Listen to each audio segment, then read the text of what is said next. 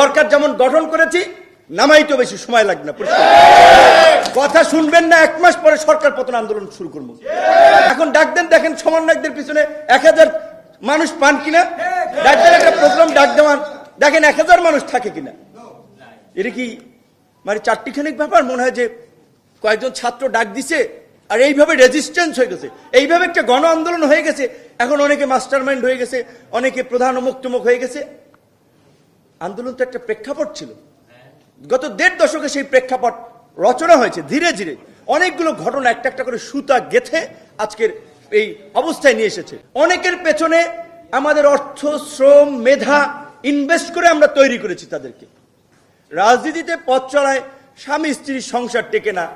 রাজনীতি তো একসময় মত পথের বিরোধ কেন্দ্র করে একজনের অভিমান, মান অভিমান তৈরি হতেই পারে, সক্রিয়তা নিষ্ক্রিয়তা থাকতেই পারে। বিএনপি জামাতের মতো একটা শক্তিশালী রাজনৈতিক দল ছাড়া এই আন্দোলনকে কখনোই সফল করা সম্ভব হতো না। আমরা তো কথা বলেছি, তারেক রহমান সহ বিএনপি অন্য নেতাদের সাথে ফাইন্যান্স লাগবে, কোথায় কিভাবে সাপোর্ট লাগবে, রেজিস্ট্যান্স করা লাগবে, আমরা কথা বলে প্ল্যান করে ছাত্র সামনে ছিল। এটা একেবারে অহেতুক বিতর্ক যে এই আন্দোলনের কে মাস্টারমাইন্ড, কে ছিল, কি ছিল। এই সমন্বয়কদের অনেকে ছাত্র অধিকার পরিষদ করে, কেউ ছাত্র শিবির করে, কেউ ছাত্র দল করে, কেউ একেবারেই জেনারেল শিক্ষার্থী। এবং এই আন্দোলনে যারা করেছে তারা একেবারে পীরলিয়া আউলিয়া হয়ে গেছে। আপনারা মনে করেন এই আন্দোলনটা কি প্রথম দিকে গণতন্ত্র, ভোটাধিকার, দেশ উদ্ধারের আন্দোলন ছিল?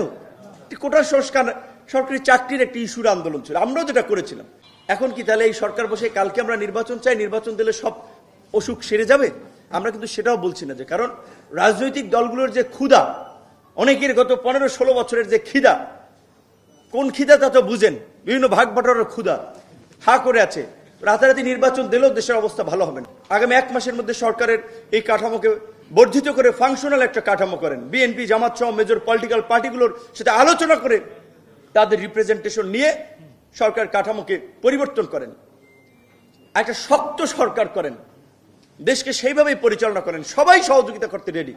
কিন্তু রাজনৈতিক দলগুলোর সাথে যদি দূরত্ব থাকে আর ছাত্র সমন্বয়করা যদি এসপিডিসির অ্যাপয়েন্টমেন্ট করে, বিশ্ববিদ্যালয়ের ভিসিদের সাথে গার্ড অব অনার নেয়, বিশ্ববিদ্যালয়ের ভিসিদের শপথ পড়ায়, এই নৈরাজ্য দেখে তো রাজনৈতিক দলগুলো চুপ থাকবে না। পার্বত্য চট্টগ্রামের এই সন্ত্রাসীদেরকে আধুনিক অস্ত্রশস্ত্র কারা দিয়েছে? ভারতের সাথে ওই অঞ্চলের বর্ডার। ভারত সব ধরনের সহযোগিতা এই মুক্তিযুদ্ধের পরপর থেকে করে আসছে এবং ওই অঞ্চলকে অস্থিতিশীল করার চেষ্টা করে যাচ্ছে। সেদিন ইন্ডিপেন্ডেন্ট টেলিভিশনে 13 মিনিট আপনার মাইকেল চাকমার ভাষণ শুনলাম। সে তার ভাষণে স্পষ্ট দেশদ্রোহিতা রয়েছে। তার ভাষণটি সবাই শুনবেন। তিনি স্বায়ত্তশাসন চাচ্ছেন পার্বত্য চট্টগ্রামে। বাংলাদেশ কি কোনো প্রাদেশিক সরকার আছে যে পার্বত্য চট্টগ্রামে স্বায়ত্তশাসন দিবে? তারা সেখানে সেটেলার বাঙালি বলে ওইখানে যারা আছে তাদেরকে সরিয়ে আনার জন্য বলছে। কারা সেটেলার বাঙালি?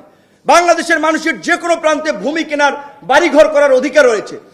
এই যে এনজিও মার্কা শব্দগুলোকে স্টাবলিশ করাচ্ছে ন্যারেটিভ যে সেটেলার বাঙালি আর পাহাড়ি, পাহাড়টা তাদের বাপদাদার, আর ওইখানে আর কেউ যেতে পারবে না। সুতরাং এই ধরনের ষড়যন্ত্রমূলক যে কোনো তৎপরতা রুখে দেওয়ার জন্য আমাদের প্রস্তুত থাকতে হবে। এখন এই সরকার যদি নরবর সরকারে হয় তাহলে তো সেটা পারবে না। সামরিক বাহিনীকেও বলবো, নির্বাচন কবে হবে পরে, ওটা রাজনৈতিক দল ঠিক করবে, সরকার ঠিক করবে। আপনারা পাহাড়ে মনোযোগ দেন। পাহাড় থেকে অস্ত্রধারী সশস্ত্র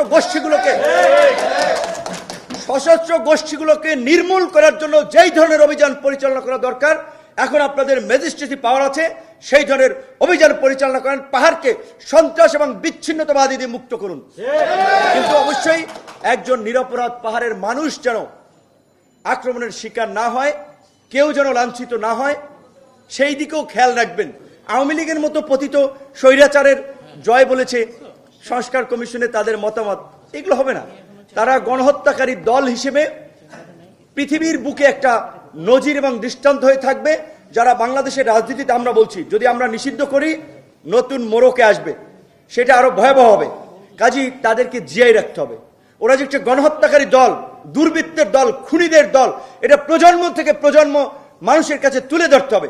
কাজী তাদেরকে আন্তর্জাতিক অপরাধ ট্রাইব্যুনাল যে আইন হচ্ছে, সেই আইনের ধারা যেটা বলা হচ্ছে যে 10 বছরের মতো নিষিদ্ধ, আমি মনে করি এটাই এনাফ।